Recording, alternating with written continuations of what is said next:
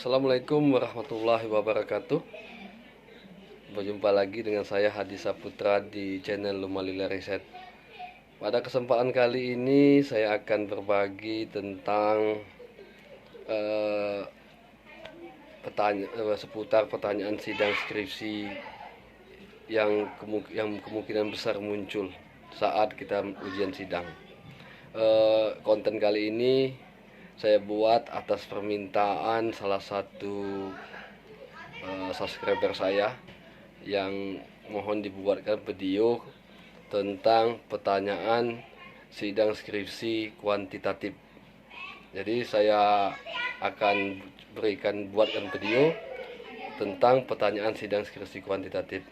Sekali lagi jangan lupa untuk bantu saya, mendukung saya untuk like, subscribe channel saya ini agar dapat terus berkembang dan dapat terus berbagi pengetahuan kepada kawan-kawan di seluruh Indonesia. Dalam sidang skripsi tentunya adalah momen yang kadang-kadang siapapun orangnya pasti akan merasa takut. Pasti ada, walaupun kita memahami sebuah tesis, tentu perasaan takut itu pasti ada dan kita akan membuat kita sedikit kadang-kadang kala bisa grogi. Tetapi jika Anda tahu pertanyaan-pertanyaan yang biasanya akan sering muncul dan sangat mungkin muncul di dalam ujian sidang itu, dalam penelitian dalam skripsi kuantitatif, yang pertama adalah tentu yang kita harus siapkan adalah tentang latar belakang masalah kita. Latar belakang masalah yang pertama, mengapa kita memilih judul ini, mengapa kita memilih lokasi ini. Ya, kalau judul ini tentu jawabannya tentu berdasarkan masalah. Berarti ada masalah di topik Anda. Judul Anda apa misalnya? Disiplin. Anda memilih disiplin berarti ada masalah pada disiplin. Nah, kemudian kalau tempat, untuk tempat adalah itu berdasarkan kalau kita memahami tempat itu wilayah misalnya. Kenapa kita memilih tempat A, kenapa enggak tempat B? Nah, tempat ini kita bisa kalau kita contohkan dengan kasus misalnya, itu kasus dari satu kota, dari 10 kecamatan, kasus terbesar adalah di kecamatan A. Makanya kita memilih suatu penelitian di kecamatan A.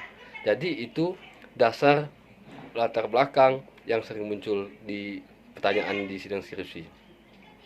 Yang kedua, Anda harus memahami konsep teori yang Anda gunakan. Apa variabel yang Anda teliti? Pengertian variabel Anda. Misal Anda meneliti pengetahuan, Anda harus siap ditanya tanpa membuka proposal skripsi Anda, apa itu pengetahuan? Karena Anda meneliti sebuah skripsi pengetahuan. Tentu Anda harus tahu apa itu pengetahuan. Kedua, ada teori yang Anda gunakan untuk mengukur pengetahuan itu. Teori siapa di bab 2 Anda ukur? Biasanya teori ini bisa dimensi dan aspek penelitian. Nah, jika Anda bentuk penelitian Anda kuantitatif atau pengaruh hubungan antara variabel A dengan variabel B, itu harus Anda harus menguasai, harus tahu teori siapa, jurnal siapa yang mengatakan bahwa A dan B ada hubungan. Nanti tidak mustahil Anda orang yang pertama mengangkat sebuah penelitian itu. Jadi Anda harus siap, Anda harus tahu bahwa Anda meneliti hubungan A terhadap B didasari oleh teori siapa, dan oleh jurnal penelitian siapa, sehingga Anda ingin meneliti hubungan variabel A dan variabel B. Kemudian dia akan bisa berlari lagi ke pertanyaan itu, ke bab 3, itu analisis data. Jenis penelitian. Nah, jenis penelitian Anda apa? Deskriptif, apa kualitatif, apa kuantitatif? Nah, Anda harus bisa menjawab. Ini saya jelaskan, kalau penelitian deskriptif adalah bentuknya menggambarkan. Kalau penelitian kuantitatif itu artinya suatu penelitian yang biasanya menggunakan angka-angka, berarti Anda menggunakan kuesioner. Dan kualitatif dia penelitian yang biasa menggunakan pedoman wawancara. Nah, di sini topik kita adalah penelitian kuantitatif. Berarti jenis penelitian Anda adalah deskriptif kuantitatif. Karena mengapa?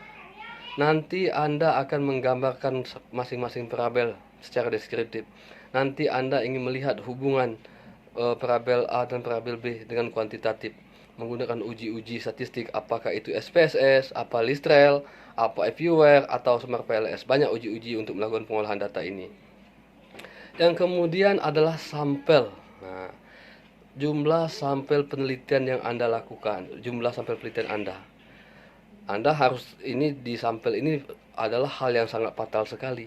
Sampel apabila salah satu atau salah satu kurang satu, misal sampel Anda 10 tapi Anda olah 9, itu sangat membahayakan sekali pengolahan. Jadi untuk sampel harus benar-benar Anda hitung baik-baik.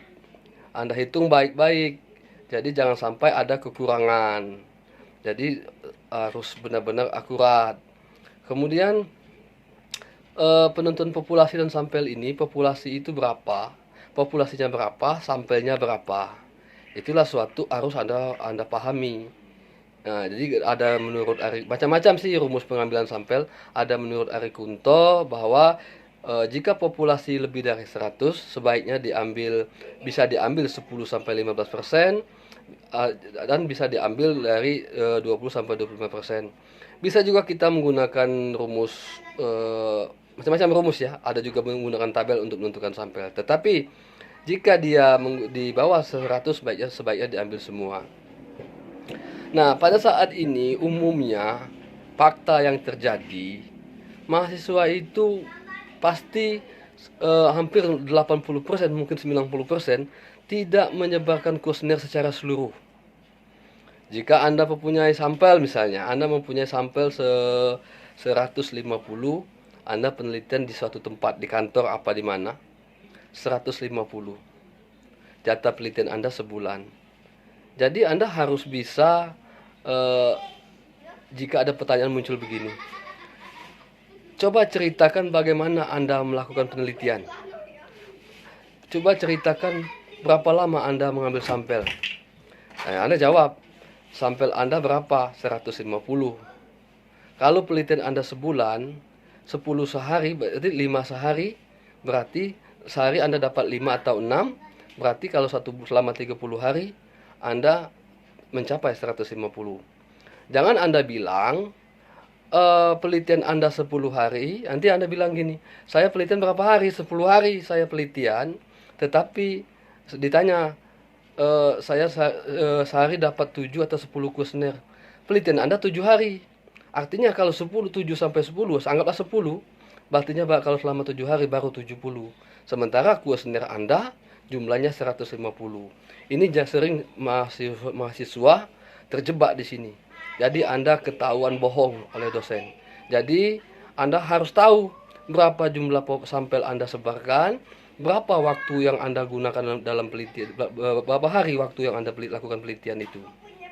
Tetapi pada umumnya perlu diingat, kemampuan seseorang yang standar menyebarkan kuesioner yang benar itu secara langsung, kalau kita dampingi itu berkisar 5 sampai 7, itu udah maksimal, 10 lah maksimal. Terkecuali kita dibantu dengan orang lain. Itu kalau kita menyebarkan kuesioner didamping. Jadi kita ikut kuesioner ini kita sebar, dalam artian kita menanyakan langsung. Pertanyaan satu kita tanya, kita jontek jawab.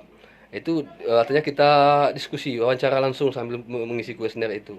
Itu kemampuan kita cuma 7 sampai 10 sehari. Artinya kalau Anda mempunyai sampel misalnya 150 tadi, kalau Anda harus hitung kemampuan Anda sehari berapa. 7 misalnya perkiraan. Kita harus melihat situasi ya. 7 kali 10 baru 70. 7 kali 20 baru 140. Berarti Anda butuh waktu berapa? Berarti Anda butuh waktu 15 hari atau 16 hari untuk penelitian supaya dapat 150. Jadi jangan banyak kejadian yang terjebak di sini. Dia bilang Anda sampainya 150, dia bilangnya, "Oh, Bapak sehari dapat berapa? 7. Berapa hari penelitian? 7 hari. 7 kali 7 baru 49." Sementara sampelnya adalah 150. Jadi 150 kuesioner. Ini adalah sering terjebak. Harus hati-hati. Nanti kalau sebelum maju ujian, Anda harus hitung dulu berapa jumlah sampel Anda, berapa jumlah jumlah sehari berapa Anda menyebarkan kuesioner. Kemudian pada analisis data. Ya, analisis data ini juga Anda perlu perhatikan bahwa dalam melakukan analisis data kita menggunakan analisis apa? Analisis data kita menggunakan apa? Deskriptif, apakah kuantitatif, pakai uji apa? Ya kan? Dikatakan berhubungan mengapa? Ya kan? Kalau jawabannya berhubung, ada penghubungan, berarti nilainya kecil dari 0,5. Tidak ada hubungan, nilainya besar dari 0,05. Kemudian ada uji validitas dan reliabilitas. Ini sangat menentukan sekali juga. Uji validitas ini adalah untuk melihat tingkat kevalidan kuesioner. Apakah kuesioner Anda ini layak dilakukan penelitian. Nah, jadi dia harus layak dan konsisten. Artinya validity, layak, ya, valid. Reliabilitas artinya konsisten. Jadi di saat dipakai di penelitian tempat lain, kuesioner Anda ini masih tetap layak. Itu di bab 3. Kemudian bab 4 dia akan menanyakan apa itu penelitian saudara, apa temuan penelitian saudara. Nah, ya, gampang. Anda tinggal jawab saja. Bahwa temuan saudara apa. Terdapat sekian persen baik, sekian persen tidak baik. Ada hubungan A terhadap B. Itu temuan penelitian saudara. Itu jawab pertanyaan yang sering muncul. Kemudian, apa saran Anda? Saran Anda terhadap temuan masalah yang penelitian ini. Apa temuan Anda? Itu juga sering muncul, pertanyaan sering muncul. Oleh karena itu, Anda harus memahami dari konsep-konsep penting. Selain itu, tentu ada pertanyaan yang lain, misalnya, coba ceritakan bagaimana Anda melakukan penelitian. Nah, Anda harus bisa menjawab ini. Bagaimana Anda melakukan penelitian itu? Jadi, bagaimana Anda melakukan penelitian itu, Anda harus menceritakan proses Anda ke lapangan. Jadi, setidak-tidaknya apabila Anda menyebarkan kuesioner, seharusnya menyebarkan sedikit. Jangan tidak sama sekali. Karena itu untuk pengalaman saudara, pemahaman saudara bagaimana mengetahui kondisi lapangan. Jadi Anda ceritakan saja. Dosen kadang dia banyak membuat pertanyaan berpindah, ya, memancing ke kondisi lapangan. Dia menanya keadaan di lapangan bagaimana, ininya bagaimana. Itu dosen hanya ingin menilai bagaimana keadaan lapangan, dan dia ingin menguji Anda benar-benar melakukan penelitian atau tidak. Mungkin itu saja yang dapat saya sampaikan. Inilah poin-poin penting yang biasanya muncul dalam ujian sidang skripsi kuantitatif. Sekian, terima kasih. Assalamualaikum warahmatullahi wabarakatuh.